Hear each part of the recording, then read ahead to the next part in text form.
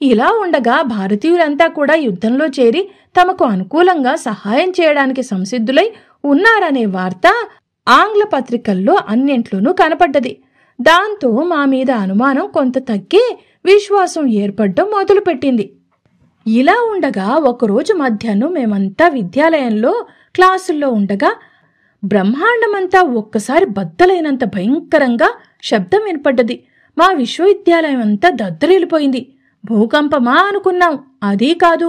విమానాల దాడా అనుకున్నాం, ఎక్కడా విమానాల ధ్వని లేదు. అక్కడక్కడన్నమాటే గాని ఊరంతా అశేష జనం హడలిపోతూ ప్రాణాలరచేతుల్లో పెట్టుకుని కూర్చున్నారు. మళ్ళీ ఇంకో మాటు 2-3 సార్లు ఆ శబ్దాలు వినపడ్డాయి. మా ప్రొఫెసర్ ఉపన్యాసం కట్టిపెట్టి తల వంచుకొని కళ్ళు మూసుకొని భగవత్ ప్రార్థన చేస్తున్నట్టు నిలబడ్డాడు. 3ఓసారి శబ్దమైన తరువాత తను మరే శబ్దం వినపడలేదు. మరో 5 నిమిషాలు అందరూ నిశ్శబ్దంగా ఉండిపోయాం. ఇంతలో ఒక నౌకరు మా ప్రొఫెసర్ గారికి ఒక చీటీ చూపించి వెళ్లిపోయాడు. వారు మమ్ములను నిశ్శబ్దంగా ఇళ్లకు వెళ్లిపోమ్మని సెలవిచ్చి పంపించేశారు. మేం భయంతో దడతో ఒకరితో ఒకరు మాటైనా మాట్లాడకుండా మా బసలకు బయలుదేరిపోయాం. దారిలోనే ఆ శబ్దం ఏమిటో మాకు తెలిసిపోయింది. ఎడింబరోలోకి సమీపంలోనే కొద్ది మైళ్ల దూరంలో ఫర్తా ఫోర్త్ అనే ఓడరేవు ఉంది. స్కాట్లాండ్ తీర సంరక్షణకు అక్కడ యుద్ధ నౌకలన్నీ యుద్ధ సన్నాహంతో ఉన్నాయి. జర్మనీ వాళ్లు ఇది ఎలా కనిపెట్టారో కానీ కనిపెట్టి రెండో కంటి వాళ్లకి తెలియకుండా జలాంతర్గాములతో వచ్చి టార్ఫీడో అనే ఫిరంగితో ఇక్కడున్న యుద్ధ నౌకలను 3 దెబ్బలతో ముంచేసి నిర్భయంగా వెళ్లిపోయారని అందరికీ తెలిసిపోయి భయభ్రాంతులను చేసింది. మేం చేసేదేం లేక ఎవరి బసకు వాళ్లు చేరుకున్నాం. జనమంతా యుద్ధకాల జీవితానికి క్రమేణా అలవాటు పడిపోసాగారు. భయం వదలకపోయినా మృత్యువునెప్పుడు సన్నిహితంగానే అతి సన్నిహితంగానే ఉందని తెలిసినా ఈ రోజుల్లో ఈ యుద్ధ పద్ధతుల్లో మృత్యువు రణరంగంలోనే కాక ఎక్కడ పడితే అక్కడ ప్రత్యక్షమవుతుంది అనే సత్యం అందరూ తెలుసుకున్నా ఏదో మొండి ధైర్యంతో ఏదో నిర్లక్ష్యంతో ఎలాగైనా చచ్చైనా శత్రువులను రూపుమాపి దేశాన్ని రక్షించాలనే భావం ప్రతి హృదయంలోనూ నాటుకుపోయింది. ఎవరు శత్రువు, ఎందుకు మనం శత్రువులనుకుంటున్నాం అనే ప్రశ్న పరంపర కొందరు వెలిబుచ్చినా దానికి సమాధానం చెప్పవలసిన అధికారులు మౌనముద్ర వహించి శత్రు సంహారం చేయడమే మన విధి అని, మన ధర్మము అది తప్ప తక్కిన విషయాలు తర్క వితర్కములతో మీకేం పనిలేదని ప్రబోధాలు చేస్తున్నారు. దైనందిన జీవితం ఏదో ఒక దారిన నడుపుకోవడం అలవాటు చేసుకుంటుంటే ఒకనాటి రాత్రి సుమారు 3 గంటల వేలప్పుడు శత్రు విమానాలు వస్తున్నాయని సూచనగా కూడా వినబడేసరికి నిద్రమత్తులో ఉన్న అశేష జనం ఆబాల గోపాలం ఉలిక్కిపడి నిద్ర నుంచి లేచి బట్టలు మార్చుకోవాలా అక్కడా లేదా అనే మీమాంస పూర్తి కాకుండానే విమానాలు రావడం, అక్కడొకటి బాంబులు పడేసి ఇక్కడి విమానాలు పైకెగిరే లోపునే శత్రు విమానాలు పారిపోవడం కూడా జరిగింది. చాలామంది స్త్రీ పురుషాదులందరూ పడక వస్తువులతోనే భయభ్రాంతులై వీధిలోకి పరిగెత్తుకొచ్చారు. అటూ ఇటూ రక్షణ గృహాలు వెతుక్కుంటూ పరుగులు తీశారు. ఒక ముసలాయన ఒక ముసలావిడ రోడ్డు మధ్యన పరిగెడుతున్నారు. వారు దంపతులు అవునో కాదో తెలియదు కాని పరిగెడుతున్న వాళ్లలా ఆగిపోయి ఏదో జ్ఞాపకం వచ్చినట్లు ఒక్క క్షణం నిలబడి అమాంతం రోడ్డు మధ్యగా ఇద్దరు కూడబలుక్కున్నట్లు దబీమని బోర్లా పడుకున్నారు. అటూ ఇటూ పరిగెడుతున్న జనం ఇదేమిటి వీళ్ళిలా పడిపోయారు, కొంపదీసి భయంతో చావలేదు కదా అని వాళ్ల దగ్గరికి చేరి పైకి లేవదీయ ప్రయత్నించారు. అరక్షణంలో కొన్ని 100 మంది చుట్టుముట్టారు. ఇంతలో వాళ్ళంతట వాళ్ళు దగ్గరకొచ్చిన వాళ్ల చేయూతతో గజగజలాడుతూ లేచి నిలబడ్డారు. జనమంతా హిప్ హిప్ హుర్రే అని సంతోషంతో అరుస్తుండగా విమానదాడి అయిపోయిందని, క్షేమంగా ఇంటికి వెళ్లవచ్చునని తెలియపరచటానికి సైరన్ కూత వినపడ్డది. అది వినేసరికే భయంలోంచి బయటపడి అందరూ ఒక్కసారి నిట్టూర్చినట్టు పెద్ద నవ్వు నవ్వుకుంటూ ఒకరి దుస్తులొకరు చూచి సిగ్గుపడుతూ గృహోన్ముఖులయ్యారు.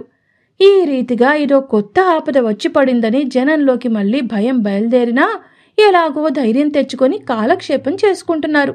ఈ విమాన దాడులలో జనసమూహానికి సహాయపడడానికి కొత్త రకమైన రక్షక భటులు ఏర్పాటై 24 గంటలు వాళ్లు రోడ్లెంబట గస్తీ తిరగడం కొత్త దృశ్యం.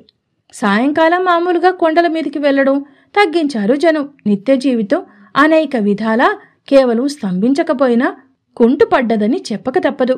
మేము కాలేజీకి మామూలుగానే వెళ్తూ ఉన్నాం. పాఠాలు కూడా మామూలుగానే జరుగుతూనే ఉన్నాయి. ఒకరోజు ఊళ్ళో అంతా జాతీయ పతాకాలు చిన్న చిన్నవి సూదులు గుచ్చి వీధులలో అమ్మడం మొదలుపెట్టారు. ప్రతి వాళ్ళు ఆబాల గోపాలము ఒక్కళ్ళు కూడా విడవకుండా కొంటున్నారు. ఈ రాబడంతా యుద్ధనిధికి అని అందరకు తెలియపరిచారు. మేమందరం తలోటి కొని మా కోట్లకు తగిలించుకొని క్లాసులోకి హాజరయ్యాం. క్లాసులో పాఠం జరుగుతోంది. హఠాత్తుగా మా వెనక బల్లలో కొంచెం సంచలనం బయలుదేరింది. కుడి పక్క నుంచి ఇద్దరు, ఎడం పక్క నుంచి ఇద్దరు యువతులు జాతీయ పతాక వర్ణములతో తయారైన దుస్తులు ధరించి, ఆ రంగులే నెత్తిన సిపాయి టోపీ ధరించి క్లాసు మధ్యన అందరి దగ్గర యుద్ధనిధికి వసూళ్లు ప్రారంభించారు.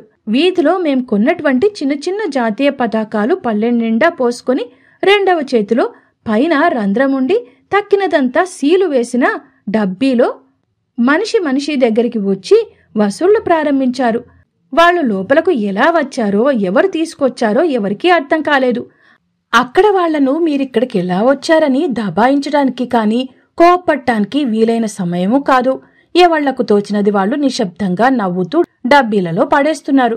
ప్రొఫెసర్ గారు నిర్ఘాంతపోయి ఈ దృశ్యం చూస్తూ స్తంభించిపోయినట్టు నిలబడిపోయారు. ఒక్కరిని కూడా విడిచిపెట్టకుండా క్లాసులో ఉన్న విద్యార్థులందరి దగ్గరికి వాళ్లు వెళ్లి వసూళ్లు చేసి తిన్నగా ప్లాట్ఫామ్ ఎక్కి ప్రొఫెసర్ గారి దగ్గరికి కూడా వెళ్లి ఈ వైపున ఇద్దరు, ఆ వైపున ఇద్దరు నిలబడి నలుగురు పతాకాలు తీసి వారి కోటికి గుచ్చి నవ్వుతూ చేతిలో డబ్బీని ముందుకు చాపారు. ప్రొఫెసర్ గారు మందహాసం చేస్తూ జేబులు తడుముకోవటం మొదలుపెట్టారు. ఏ జేబులో ఒక పెన్నీ కూడా చేతికి తగలకపోయేసరికి తెల్లబోయి ఏమనాలో తోచక నిలబడిపోయారు. కుశాగ్ర బుద్ధులైన విద్యార్థులంతా ఆయన ఇబ్బంది గ్రహించి ఎవరికి తోచినా ఎవరి చేతికందిన పెన్నీలు, అరషిల్లింగులు, షిల్లింగులు ఈల వేస్తూ ప్లాట్ఫామ్ మీదకి గిరాటు పెట్టారు. ఆ పిల్లలు నవ్వుకుంటూ అవన్నీ ఏరుతూ కూచున్నారు. మా ప్రొఫెసర్ గారు ఈ వేడుక చూసి మళ్లీ ముఖంలో మందహాసం చిందిస్తూ ఈ వేళకిది చాలనుకుంటాను, ఇంతటితో క్లాసు ముగిద్దాం అని వారు రూంలోకి చక్కా పోయారు. విద్యార్థులంతా కరతాళ ధ్వనులు చేస్తూ నవ్వుతూ కొందరు డబ్బులు ఎరడంలో పిల్లలకు సాయం చేస్తుంటే మేమంతా బయటకు నడిచాం. ఇక్కడ ఏం జరిగినా, ఏ ఉపద్రవం వచ్చినా ప్రొఫెసర్లు ఉద్రిక్తులు కారు, ఆగ్రహం ప్రదర్శించరు. ఏ విషమ పరిస్థితి వచ్చినా ప్రశాంతంగా ఎదుర్కొని విద్యార్థులంతా పేచీలు పెట్టుకోకుండా వాళ్ల మనసులు నవ్వకుండా వ్యవహరిస్తారు. వారు పాఠం చెప్పేటప్పుడు టైం కాగానే గంట వినపడనవసరం లేకుండానే 2-3 నిమిషాలు ముందుగానే వారి ఉపన్యాసం ముగించి క్లాసు విడిచి వెళ్లిపోతారు. ఒకరోజున ఒక తమాషా జరిగింది. ఆ రోజు ఇంగ్లీషు పాఠం జరుగుతోంది. 12 గంటలకు క్లాసు విడిచిపెడితే అంతా పలహారాలు భోజనాలకు ఇళ్లకు పోతారు. ఆ రోజున ప్రొఫెసర్ గారు తన్మయులై పాఠం ఎంతో చక్కగా చెప్తున్నారు. కాలం ఎవరూ గమనించలేదు. 12 కూడా అయిపోయింది. కొందరు విద్యార్థులలో అశాంతి బయలుదేరి కొంచెం శబ్దం చేయటం మొదలుపెట్టారు. ప్రొఫెసర్ గారి దాకా ఆ శబ్దం ప్రసరించలేదు. మరో 10 నిమిషాల వరకు ఉపన్యాసం సాగింది. విద్యార్థులు గ్యాలరీ మీద తమ పాదాక్షరాలతో చప్పుడు చేయటం మొదలుపెట్టారు. ఏమిటి శబ్దమని ప్రొఫెసర్ గారు ప్రశ్నార్థకంగా విద్యార్థులకేసి చూశారు. దానికి సమాధానంగా మరింత ధ్వని చేయటం మొదలుపెట్టారు. అప్పటికాయన అసలు విషయం గ్రహించుకొని, నాయనలారా, నేను పరాకుగా కాలం గమనించక మీకిబ్బంది కలుగజేసినట్టున్నాను. కాని నేను వెదజల్లవలసిన ముత్యాలు మరికొన్ని ఉండిపోయినాయి. తరువాత మీ ఇష్టం. I'm sorry gentlemen, but I have a few more pearls to throw away అన్నారు నవ్వుతూ. థ్రోయింగ్ పెరల్స్ బిఫోర్ స్వైన్ అని ఆంగ్లంలో సామెతున్నది. పందుల ముందు ముత్యాలు చల్లితే వాట్లకేం తెలుస్తుంది అని, అవి ముత్యాలని, విలువైనవని. ఆ మాట ప్రొఫెసర్ గారు అనటంతోనే మళ్లీ హాలంతా నిశ్శబ్దమైపోయింది. ఒక్కడు కదిలితే ఒట్టు, గట్టిగా ఊపిరి కూడా పీలుస్తే ఒట్టు.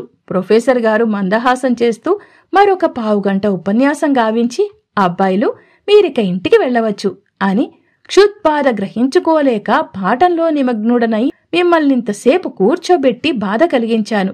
మీరేమీ అనుకోకుండా మీ ఇళ్లకు వెళ్లి ఇంత ఆలస్యమైనందుకు మామూలు మోతాదు కంటే రెట్టింపుగా యుద్ధం విషయం కూడా మర్చిపోయి భోంచేయండి అని ఆయన గదిలోకి చక్కా పోయారు. ఇక్కడ పద్ధతిది. ప్రొఫెసర్లకు విద్యార్థులకు మధ్య ఉండే అభిమానం, గౌరవం అటువంటిది. మన దేశంలో అయితే అటువంటి అల్లరి చేసిన విద్యార్థులకు ఎటువంటి కఠిన శిక్ష పడేదో ఊహించడం కూడా కష్టమే. ఇక్కడ ప్రొఫెసర్లకు చాలా మందికి చతురోక్తి, హాస్యోక్తి, సమయస్ఫూర్తి చాలా ఎక్కువ. ఇక్కడ పద్ధతి ఏమిటంటే, ప్రొఫెసర్ గారు క్లాసుకి ఏ కారణం చేతనైనా రావడానికి వీలు కాకపోతే ఈవేళ మీ క్లాసుకు పాఠం చెప్పడానికి నాకు వీలు పడదు అని ఓ కాగితం మీద వ్రాసి క్లాసు బయటనున్న కారిడార్లో నోటీసులో తగిలిస్తారు.